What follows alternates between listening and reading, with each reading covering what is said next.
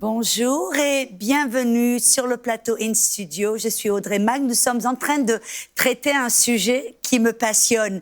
Les fausses doctrines, les fausses croyances, les fausses traditions au sujet de la guérison, de la maladie. Des choses qui vont empêcher le peuple de Dieu de marcher en bonne santé, de recevoir la guérison. Vous savez, très souvent, je voyage partout et très souvent, je vois que quand le peuple de Dieu ont besoin de guérison, très souvent, il y a toujours un petit doute, un petit quelque chose. On parle souvent des souffrances, on amène les souffrances de Job, ou l'écharpe de Paul dans la chair, ou dans l'Ancien Testament, Dieu rendait les gens malades. Voilà.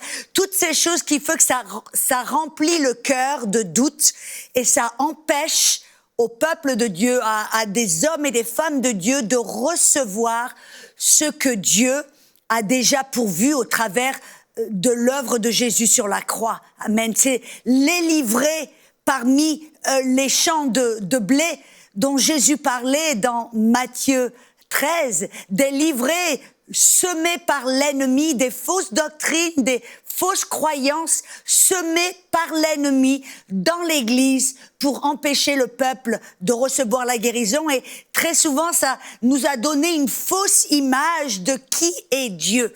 Amen. On a vu dans l'émission précédente que ce n'est pas Dieu qui nous rend malades. Amen. Et Dieu est un bon Père. Oui, il nous instruit, il nous corrige. Et il y a un verset dont je veux parler aujourd'hui, une autre tradition qui est encore basée sur un verset où automatiquement les gens vont croire, ça se trouve dans Hébreux 12, verset 6. Et la question est, est-ce que Dieu nous discipline et nous corrige avec la maladie? Est-ce que Dieu nous discipline, nous corrige, nous punit avec la maladie? Amen. Dans Hébreux 12, verset 6, la Bible dit « Pour qui le Seigneur aime, il châtie ». Ça, c'est dans la Louis II. Celui qu'il aime, il châtie. J'ai vu aussi dans d'autres traductions, comme la Darby et d'autres, il dit « Celui qu'il aime, il discipline ». Et automatiquement, bien sûr, les gens viennent à la conclusion que châtier, c'est faire du mal et que la maladie est une des manières, un des outils que Dieu utilise pour nous châtier, pour nous discipliner. Amen. Mais la question qu'on va découvrir aujourd'hui, c'est comment est-ce que Dieu va nous châtier? Comment est-ce que Dieu va nous discipliner? Vous savez déjà, quand je vois la parole châtier, j'aime bien, comme j'ai dit dans l'émission précédente, j'ai la bénédiction d'avoir un outil sur mon iPad qui me permet d'aller, même si je ne suis pas experte en grec et hébreu, je peux aller dans les textes originaux et ça me montre l'intention de l'auteur, la signification et le sens un petit peu plus profond de certaines paroles dans la Bible. Et donc, je suis allée sur mon application et découvrir que la parole châtier, ou dans certaines versions, dans la Darby, c'est discipliner, c'est la parole en grec paideuo. Je pouvais l'épeler, P-A-I-D-E-U-O, paideuo. Et qu'est-ce que ça veut dire? Donc, quand j'ai regardé cette parole, paideuo, châtier, discipliner, qu'est-ce que ça veut dire? Ça veut dire enseigner, éduquer, comme former, discipliner, comme la discipline d'un athlète ou d'un pianiste. Vous voyez, quand quelqu'un veut apprendre le violon, le piano, il doit être une personne disciplinée, ou un athlète qui subit une certaine discipline. Ça ne veut pas dire qu'on va le battre, lui faire du mal, lui casser les jambes, non. Ça veut dire qu'on le soumet à un certain régime, une certaine discipline pour le rendre meilleur et meilleur, pour l'éduquer, l'entraîner, le former. Amen. Et donc c'est ça, cette parole châtier, c'est vraiment dans le grec, ça veut dire enseigner, éduquer, entraîner, discipliner, comme on discipline un athlète pour le rendre meilleur, ou on discipline un musicien pour qu'il devienne un expert avec son instrument. Et donc, nulle part dans cette parole, il y a la notion de faire du mal, de briser, de battre pour faire du mal. Non, ça nous montre vraiment la profondeur d'enseigner, d'éduquer pour rendre une personne meilleure. Amen. Et donc, comment est-ce que Dieu va nous discipliner? Parce que vous savez que Dieu est un bon Père. Il n'est pas contre nous, il est pour nous. Il ne cherche pas à nous disqualifier. Il cherche à nous qualifier, à nous rendre meilleurs. Amen. Et il veut que l'on soit des outils, utile et dans sa famille. Il veut nous rendre meilleurs. Comme un père naturel veut que son enfant réussisse, soit le meilleur à l'école. Notre papa de même. Et comment est-ce que Dieu va nous discipliner? Comment est-ce qu'il va nous entraîner, nous corriger, nous former et nous enseigner? Amen. Une chose que l'on doit connaître, c'est que nous devons découvrir la vérité, non pas au travers de nos expériences, amen, mais nous devons connaître la vérité au travers de la parole, et j'irai un petit peu plus loin au travers de Jésus. Vous savez que Jésus, il est notre théologie parfaite, parce que dans Hébreux 1, verset 3, il nous dit que dans les anciens temps, Dieu parlait ou se révélait au travers des prophètes, mais cette révélation était une révélation partielle, voilée, mais il dit, en ces derniers temps, Dieu nous parle au travers de son Fils, qui est l'empreinte parfaite, l'expression parfaite du Père. En d'autres mots, quand vous voulez voir la nature de Dieu, la volonté de Dieu et découvrir la vérité, regardez Jésus. Il est, comme on dit, votre théologie parfaite. Amen. Et donc, Jésus, qu'est-ce que Jésus nous enseigne? Ou qu'est-ce que la nouvelle alliance nous enseigne au sujet de cette... Parce que vous vous rappelez, nous faisons partie d'une nouvelle alliance en Jésus-Christ. Jésus est notre théologie. Amen. Et dans cette nouvelle alliance de foi en Jésus-Christ, comment est-ce que Dieu nous enseigne? Comment est-ce qu'il nous corrige? Comment est-ce qu'il nous forme, nous entraîne, nous discipline? Sa manière numéro 1 de nous discipliner, de nous corriger, de nous entraîner, c'est au travers de sa parole. Au travers de sa parole. Dans 2 Timothée, chapitre 3, verset 16, il dit « Toute écriture est inspirée de Dieu et utile pour enseigner, pour convaincre, pour corriger, pour instruire dans la justice. Écoutez-moi, afin que l'homme de Dieu soit accompli, propre et parfait pour toutes bonnes œuvres. Dans la Darby, il dit équipé et préparé pour toutes bonnes œuvres. Comment est-ce que Dieu va nous instruire, nous corriger, nous convaincre, nous discipliner au travers de sa parole? Dans Proverbe 6, verset 23, la Bible nous dit car le précepte est une lampe et l'enseignement une lumière et les avertissements de la correction sont le chemin de la vie. Voyez, la parole de Dieu est faite comme une lampe pour nous illuminer, est faite pour nous enseigner, pour nous avertir. Amen. Alléluia. Et j'aime bien ça dans 1 Corinthiens, chapitre 10, verset 11, parce que des fois, vous voyez, je me pose des questions, je me dis, mais pourquoi est-ce que Dieu a vu nécessaire d'écrire le livre, par exemple, d'Ecclésiaste? Moi, quand je lis le livre d'Ecclésiaste, je suis un peu perplexe en me disant, mais pourquoi est-ce que Dieu a mis ce livre? Pourquoi? Parce qu'au travers de ce livre, je m'aperçois, c'est un avertissement. Ça m'amène une certaine correction, un avertissement. Ça me montre, si tu deviens comme Salomon qui poursuit toutes les choses du monde, tu vas aboutir comme lui, où il dit toutes les choses sont vaines, la vie n'a aucun sens, on est comme les animaux. Bref, quand je lis le livre des Ecclésiastes, c'est un avertissement, une correction pour moi en me disant ne finis pas ta vie comme Salomon. Il a bien commencé, mais il a mal fini. Amen. Et on voit dans 1 Corinthiens 10, écoutez ça dans le verset 11, il dit ces choses leur sont arrivées pour servir d'exemple et elles ont été écrites pour notre instruction. Dans la Darby, ça dit elles ont été écrites pour notre avertissement. Voyez, je n'ai pas besoin de commettre l'adultère pour savoir que ça va détruire ma vie et la vie des autres.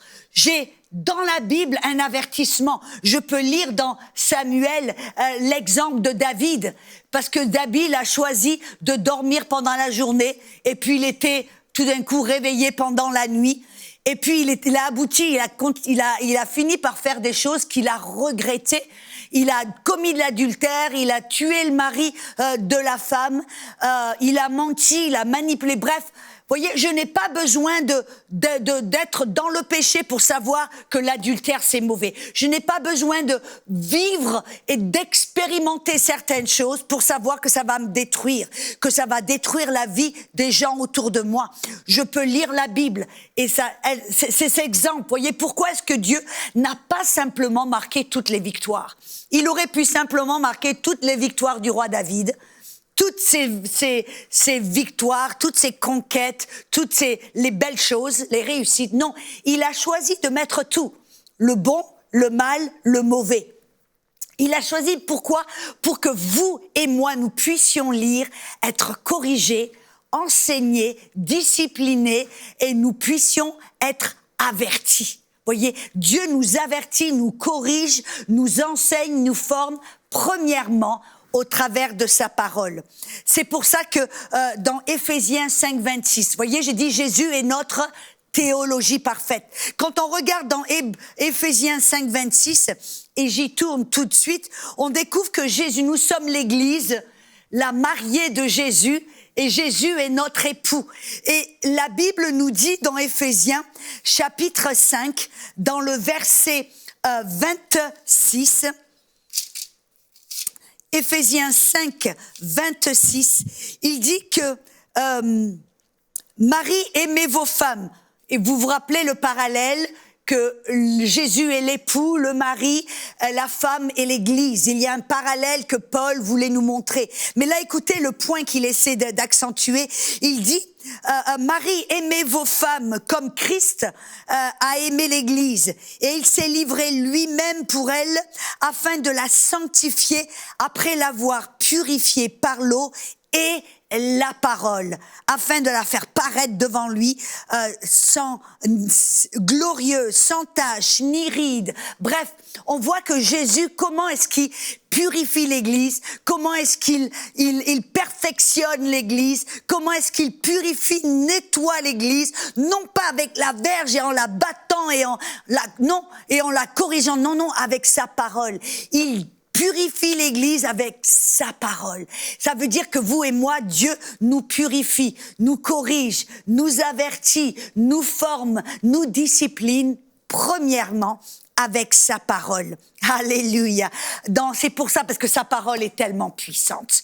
Voyez, sa parole, des fois, elle nous touche.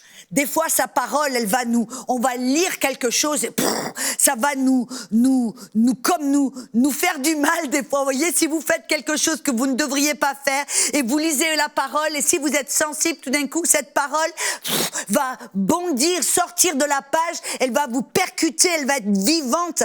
Et écoutez ce que Jérémie, dans chapitre 23, verset 29, il dit « Ma parole n'est-elle pas comme un feu, dit l'Éternel, et comme un marteau qui brise le roc ?» Voyez, quand vous avez votre cœur s'endurcit ou qu'il y a des choses que vous êtes en train de faire ou des mauvaises motivations, des mauvaises choses, que Dieu veut vous corriger, que Dieu veut essayer de vous réprimander, vous enseigner, vous discipliner, vous châtier, bref, peu importe la parole que vous utilisez, il va utiliser la parole et des fois, la parole est tellement puissante, tellement active, tellement efficace. Vous voyez, dans Hébreux 4, 12, il dit la parole de Dieu est vivante, opérante, elle est plus pénétrante qu'aucune épée à deux tranchants, et atteignant jusqu'à la division de l'âme et de l'esprit, des jointures et des moelles, et elle discerne les pensées et les intentions du cœur. Cette parole, là, vous voyez, la parole de Dieu est tellement puissante que des fois, vous pouvez lire un verset, par exemple, un petit exemple que je vous donne. Peut-être que dans votre famille a tendance à exagérer, mentir. Et puis un jour, vous lisez la parole et puis d'un coup, vous lisez dans Actes, Ananias et Saphira qui ont menti. Ou peut-être un verset qui dit « Ne mentez pas l'un à l'autre ». Et vous lisez ce verset et tout d'un coup, ça sort de la page. Ce verset vous frappe comme un marteau. Ça va dans votre cœur, ça divise l'âme et l'esprit, les intentions du cœur. Ça vous frappe, ça vous corrige, ça va vous convaincre et ça va vous montrer quelque chose. Voyez, cette parole est tellement puissante et efficace qu'elle peut rentrer dans votre cœur pour partager, pour exposer le bien du mal, pour briser toute dureté du cœur. Bref, elle peut faire une œuvre magnifique et puissante dans votre cœur si vous permettez à la parole d'agir dans votre vie. Amen. Si vous vous donnez entièrement à la parole, comme Paul disait à Timothée dans 1 Timothée 4, que tu te donnes entièrement à la parole, que les autres puissent voir votre progrès. Quand vous permettez à la parole de vous laver, de vous purifier, de vous corriger, de vous former, de vous enseigner, de vous avertir, Dieu, la parole, peut faire une œuvre fantastique. Vous n'avez pas besoin d'avoir d'autres expériences. Vous pouvez, au travers de la parole, faire en sorte que Dieu vous forme. Amen. Alléluia. Comment est-ce que Dieu aussi, qu'est-ce qu'il va utiliser avec la parole, amen, pour vous corriger? Parce que vous voyez, cette parole, si vous prenez simplement la Bible, et que le bouquin par elle-même ne va rien faire. C'est la parole avec le Saint-Esprit. C'est le Saint-Esprit qui est l'esprit de vérité, qui va agir dans votre cœur, qui va utiliser la parole et parler à votre cœur. J'aime bien dans Jean 14, verset 26, Jésus a dit aux disciples qu'il était sur le point de partir. Il dit, mais je ne vais pas vous laisser tout seul. Il dit, je vais vous envoyer le Consolateur, l'Esprit Saint, l'Esprit de vérité, amen, que le Père enverra en mon nom, et il vous enseignera toutes choses. Combien de choses? Il vous enseignera toutes choses, et il vous rappellera tout ce que je vous ai dit.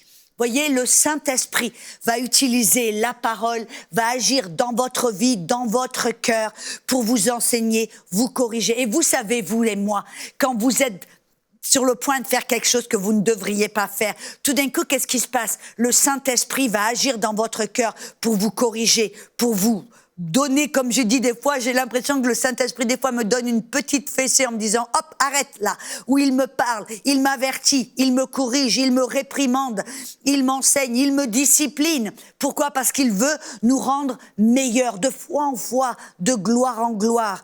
Amen. C'est ce qu'il veut faire dans notre vie. Alléluia. Voyez, on voit dans Apocalypse. Dans Apocalypse, quand Jésus s'est adressé aux différentes églises, regardez dans Apocalypse chapitre 3, Jésus les a réprimandés. Certaines, il les a encouragées, d'autres, il les a complimentées, puis il y en a certaines, il les a réprimandées et il les a disciplinées, si on peut le dire ainsi. Et comment est-ce qu'il l'a fait? Regardez dans Apocalypse chapitre 3, dans le verset 19 et 20. Si j'y arrive, je tourne mes pages. Et c'est Jésus qui parlait. Il dit, moi, je te reprends. Il s'adressait à l'église, il dit, moi, je te reprends et je châtie tout ce que j'aime. Comment est-ce que Jésus reprend et châtie? Il dit, et donc du zèle et repens-toi. Voici, je me tiens à la porte et je frappe. Si quelqu'un entend ma voix et ouvre la porte, j'entrerai chez lui, je souperai avec lui et lui avec moi. J'aime bien dans la version amplifiée, dans ce verset, la version amplifiée, c'est amplifié parce que vous vous rappelez ce que j'ai dit dans le grec ou dans l'hébreu, et spécialement dans le grec, une parole grecque, si on devrait la traduire d'une manière correcte, on devrait la traduire avec 5, 6, 7 différentes paroles pour montrer l'ampleur et la profondeur d'une parole. Comme par exemple, vous voyez, la parole aimer, on devrait la traduire avec 5 paroles en grec. Il y a l'amour physique, l'amour, l'amitié, il y a tout un tas d'amour, amen. L'amour en tant d'un parent envers un enfant, bref. Et donc là, dans la version amplifiée, dans ce verset d'Apocalypse 3, verset 19, il dit, moi, je leur montre leur faute. Quand il dit, je les châtie, il dit, je leur montre leur faute. Vais les convaincre et les persuader.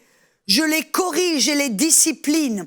Voyez, et comment est-ce que Jésus l'a fait? Il dit, je frappe à la porte. Mon esprit, ma parole va aller dans votre cœur pour vous convaincre, vous persuader, vous corriger, vous montrer vos fautes. Amen. Donc c'est comme cela que Jésus et que la parole et le Saint-Esprit vont nous corriger, nous discipliner. Amen. En frappant à la porte de notre cœur et au travers de la parole. Amen. C'est pour cela que vous et moi, en tant que fils de Dieu, nous devons apprendre à écouter le Saint-Esprit. Dans Romains 8, 14, il dit, voilà les fils de Dieu, sont ceux qui sont guidés par le Saint-Esprit. On doit devenir tellement familier avec la voix de Dieu, avec la parole, avec le Saint-Esprit, que, voyez, on n'est pas comme une mule. Moi, dans l'Ancien Testament, dans le psaume, David, qui était un homme de guerre, il dit, ne soyons pas comme des mules, mais soyons comme un cheval de bataille avec un tout petit pop derrière, voyez, avec le talon, on lui frappe là dans le derrière et hop, tout d'un coup, le cheval va répondre, va partir, va s'arrêter. Voyez, un cheval de guerre est formé au moindre petit mouvement de la main ou du pied, le cheval va répondre. On doit être de la même manière avec le Saint-Esprit. On ne doit pas être comme des mules qui résistent les corrections du Saint-Esprit. On ne doit pas être comme des mules qui résistent et qui n'entendent pas et qui veulent en faire qu'à leur tête têtue. Non, on doit être des fils de Dieu guidés par le Saint-Esprit. Alléluia.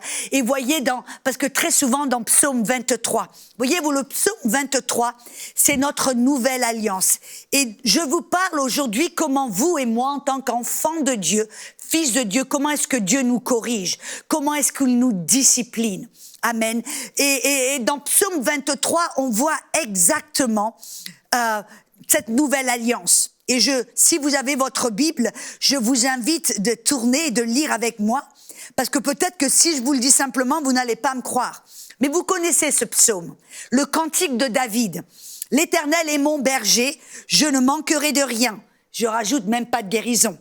Il me fait reposer dans de verts pâturages. Il me dirige près des eaux paisibles. Il restaure mon âme. Il me conduit dans les sentiers de la justice à cause de mon nom. Vous avez remarqué, il me dirige, il me restaure, il me conduit vers les verts pâturages, les eaux paisibles, les sentiers de la justice. C'est ce que Dieu fait avec son Saint-Esprit et sa parole. Mais tout d'un coup, il dit, mais quand je marche. Vous avez remarqué un changement? Quand je marche, je pourrais faire une parenthèse et je pourrais dire, mais quand je fais une erreur, quand j'en fais qu'à ma tête, quand je choisis le mauvais chemin, quand je marche dans la vallée de l'ombre de la mort, je ne crains rien, car tu es même là avec moi. Qu'est-ce que ça veut dire? Que Dieu, son rôle, sa parole, son Saint-Esprit veulent nous diriger dans les sentiers de la justice, marcher droit, vers les eaux paisibles, les verts pâturages. Mais quand je marche, je fais un mauvais choix, je prends un mauvais tournant, j'en fais qu'à ma tête, je désobéis, bref. Quand j'aboutis dans la vallée de l'ombre de la mort, ce n'est pas Dieu qui m'y amène, c'est moi qui atterrit pour une raison, pour une autre. Même des fois, la vie se passe, les choses nous arrivent. Mais même là, il dit, je n'ai pas à craindre, je ne crains rien, car tu es là avec moi. Et il dit, ta houlette et ton bâton me rassure. Voyez, la houlette est le bâton d'un berger. Ce n'est pas pour leur frapper dessus, c'est pour les diriger, pour les aider. En d'autres mots, cette houlette et ce bâton, c'est quoi? Ça représente quoi? La parole de Dieu et le Saint-Esprit. La parole de Dieu et le Saint-Esprit me rassurent, me dirigent, me corrigent, m'enseignent, me disciplinent, m'avertissent. Amen. Pour me faire sortir de la vallée de l'ombre de la mort. Il dit, tu dresses devant moi une table en face de mes adversaires. Tu oins d'huile ma tête et ma coupe déborde. Oui, le bonheur et la grâce m'accompagneront tous les jours de ma vie. Et j'habiterai dans la maison de l'Éternel jusqu'à la fin de mes jours. On voit là que même quand on prend un mauvais tournant et qu'on atterrit dans la vallée de l'ombre de la mort, pour une raison ou pour une autre. Vous voyez, ce n'est pas Dieu qui nous amène. Lui, il nous guide dans les sentiers de la justice. Il nous amène dans les verts pâturages et les eaux paisibles. C'est son but, c'est son désir pour nous. Mais quand nous atterrissons, quand nous, pour une raison ou une autre, nous arrivons dans la vallée de l'ombre de la mort, Dieu ne nous abandonne pas. Il est là, mais il envoie la parole, le Saint-Esprit, pour nous aider à en sortir. Amen. Et voyez, très souvent, j'ai cet exemple, parce que les gens, ils viennent toujours en disant, oui, c'est au travers de la maladie, Dieu m'a appris une leçon. Au travers de la maladie, c'est quand j'étais malade avec le cancer ou ceci ou cela, au travers d'une tragédie, d'un problème, c'est là que Dieu m'a discipliné, m'a enseigné, m'a corrigé avec ça. Et vous vous rappelez, dans la session précédente, j'ai parlé d'un papa qui utilisait... Par exemple, si son enfant s'était brûlé, il a utilisé ce moment-là opportun pour dire, ah, t'as vu, je t'avais averti de pas le faire, tu l'as fait, tu vois, ça brûle, ça fait mal. Il l'a utilisé pour l'utiliser comme une leçon, mais ça ne veut pas dire que c'est sa manière d'enseigner, que c'était sa volonté et que c'était son désir ou c'était lui qui l'avait planifié de telle sorte. Non, simplement il l'a utilisé parce que souvent les gens me disent, mais c'est au milieu de la tragédie, au milieu des problèmes que j'ai découvert Dieu, que Dieu m'a enseigné quelque chose. Bref, vous voyez, je dis toujours cette illustration. Vous voyez, quand vous avez, par exemple, un incendie, quelles sont les premières personnes qui sont là sur place?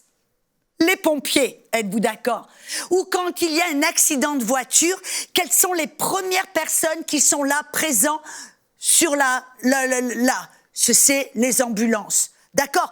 Les pompiers, l'ambulance sont là les premiers. Mais est-ce que ça veut dire que c'est eux qui en sont la cause, que c'est eux qui ont fait cette tragédie ou cet incendie? Non, non, non. Ils sont simplement là dès que vous avez besoin. De la même manière, parce que Dieu, il est le premier sur la scène quand vous êtes là au fond de la fosse, quand vous êtes là dans la vallée de l'ombre de la mort, quand vous avez fait une erreur ou au milieu d'une tragédie, d'une maladie, Dieu, il est le premier là pour vous aider, vous soulager, vous faire sortir. Ça ne veut pas dire qu'il en est l'auteur, ça veut dire qu'il est simplement là pour vous aider, pour vous faire sortir de cette vallée de l'ombre de la mort, parce que Dieu est bon et il n'utilise, mais Dieu, ce n'est pas l'auteur de la maladie, ce n'est pas sa manière de nous enseigner, de nous corriger. Oui, des fois, il va peut-être le faire parce que vous êtes têtu, vous êtes comme une mule pour en faire à votre tête, mais ce n'est pas sa manière de faire, son désir ou sa volonté.